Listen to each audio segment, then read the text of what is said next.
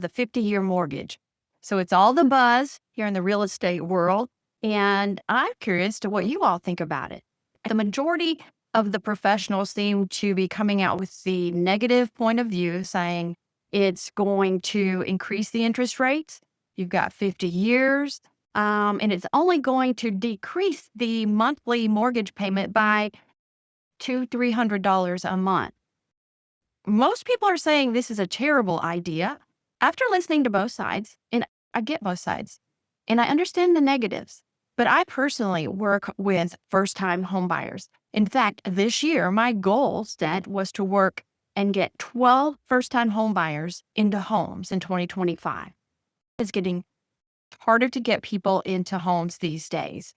And the National Association of Realtors just came out with a survey saying the average age of a first-time homebuyer is now 40. Their data does reflect on what I'm seeing as well. So we want to get more first-time homebuyers into homes. And one of the biggest worries and concerns I hear from first-time homebuyers is the tightness of their budget every month. Stepping into the responsibility of a monthly mortgage and insurance and taxes, along with family dynamics, is scary. If you've never done it before, it's a leap of faith.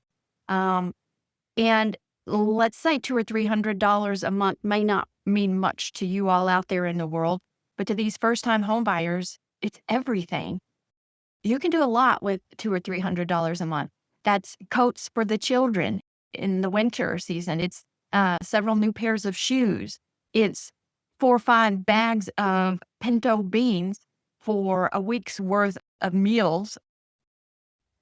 Here in the South, we cook beans and cornbread on purpose. It's that security, that little cushion to fall back on that give you enjoyment in your monthly life. So I'm telling you, even if you think it's a bad idea, and if it ends up being a bad idea, they're going to do it. They're going to go for that option if it's offered to them, because that gives them $200 or $300 extra a month to use on their lifestyle. And another thing to think about is the difference between a 30-year fixed mortgage and a 50-year. Yeah, it's a lot, 20 years.